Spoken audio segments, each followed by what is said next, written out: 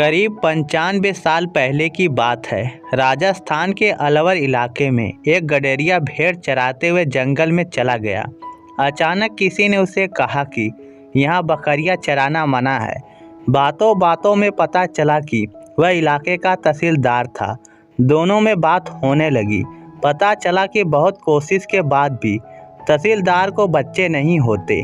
गडेरिये ने उनसे कहा कि आप दौसा के बालाजी हनुमान मंदिर जाकर बेटा मांग लो, मिल जाएगा। ना जाने क्यों तहसीलदार ने उस गडेरिये की बात मान ली। उन्होंने हनुमान जी से कहा कि अगर मेरा बेटा हो जाएगा तो मैं उसे इस मंदिर में सेवा के लिए छोड़ जाऊंगा।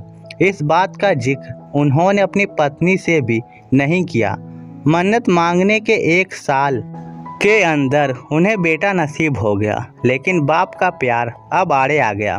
उन्होंने हनुमान जी से कहा कि मैं अपना वचन पूरा नहीं कर सकता, आपका यह ऋण मुझ पर रहेगा। वह बेटा बड़ा होने लगा, शिक्षा की उम्र तक आया तो पिताजी ने उसे हरिद्वार के एक बड़े विद्वान प्रभुदत्त ब्रह्मचारी जी के यहाँ पढ़ने भेज दिया।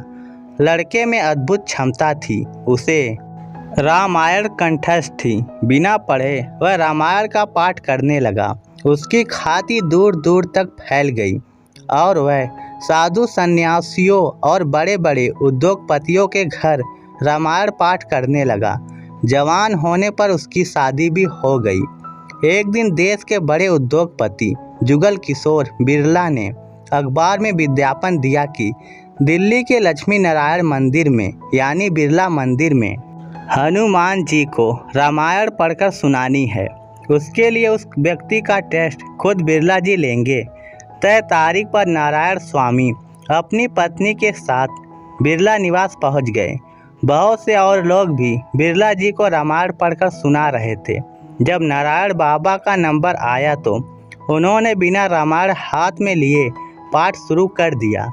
बिरला जी के अनुग्रह पर नारायण ने हारमोनियम पर गाकर भी रामायण सुना दी। बिरला जी भाव विभोर हो गए। नौकरी पक्की हो गई। सस्ते जमाने में 350 रुपए की पगार, रहने के लिए बिरला मंदिर में एक कमरा और इस्तेमाल के लिए एक कार भी नारायण बाबा को दे दी गई। जीवन बेहद सुकून और आराम का हो गया। रुपया, पैसा, शोहरत और देश के सबसे बड़े उद्योगपति से नज़दीकियाँ। बिरला जी के गुरु चमत्कारी संत नीम करोली बाबा जैसे ही वृंदावन से दिल्ली आए तो बिरला जी ने उन्हें प्रसन्न करने के लिए नारायण बाबा का एक रामायण पाठ रख दिया। बिरला जी ने नीम करोली बाबा से कहा कि एक लड़का है जो रामायण गाकर सुनाता है। नीम करोली बाबा ने कहा कि मुझे भी उस लड़के से मिलना है। जैसे ही नारायण बाबा कमरे में गए तो नीम करोली बाबा ने कहा कि तेरे बाप ने हनुमान जी से धोखा किया है। नारायण बाबा अपने पिता के खिलाफ कुछ भी नहीं सुनने को तैयार थे, लेकिन तय हुआ कि अगर नीम करोली बाबा की बात सच्ची है तो वह उन्हें गुरु के रूप में स्वीकार कर लेंगे।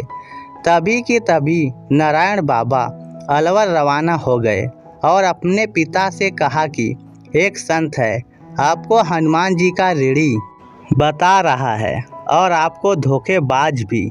नारायण बाबा के पिता ने कहा कि वह संत हनुमान जी ही हो सकते हैं, क्योंकि ये बात सिर्फ उन्हें ही पता है।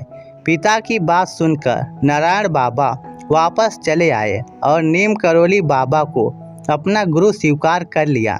नीम करोली बाबा ने आदेश दिया कि नारायण, तेरा जन्म हनुमान जी की सेवा के लिए हुआ है, इसलिए छोड़ लाला की नौकरी। गुरु आदेश मिलते ही नारायण बाबा ने नौकरी छोड़ दी और दिल्ली के महरौली इलाके में एक जंगल में एक गुप्त मंदिर में आश्रय लिया। बिरला मंदिर से निकलकर सांप, भूतों और एक अनजाने जंगल में हनुमान जी की सेवा शुरू कर दी। नीम करोली बाबा ने आदेश दिया कि किसी से 1 रुपया भी नहीं लेना है और हर साल नवरात्रे में लोगों को भंडारा कराना है। बड़ी अजीबोगरीब बात है कि 1 पैसा भी किसी से नहीं लेना और हर साल हजारों लोगों को खाना भी खिलाना है। लेकिन गुरु ने जो कह दिया वह पत्थर पर लकीर है। बिना सोच के उन्होंने अपना काम शुरू कर दिया। नीम करोली बाबा ने बिरला से कहकर नारायण बाबा की पत्नी को घर चलाने के पैसे हर महीने दिलवा दिए, लेकिन नारायण बाबा को पैसे से दूर रखा। 1969 से आज तक इस मंदिर से हर साल 2 बार नवरात्रे में हजारों लोग भंडारा खाकर जाते हैं। किसी को आज तक इस मंदिर में पैसे चढ़ाते नहीं देखा गया, लेकिन हाँ, प्रसाद पाते सबको देखा है। नारायण बाबा आज 94 साल के हो गए हैं, लेकिन गुरु सेवा में आज भी लगे हैं और चाहते हैं कि कम ही लोग उनसे मिलने आए। तो दोस्तों, इस वीडियो को लेकर आपकी क्या राय है नीचे कमेंट करके हमें ज़रूर बताइएगा। धन्यवाद।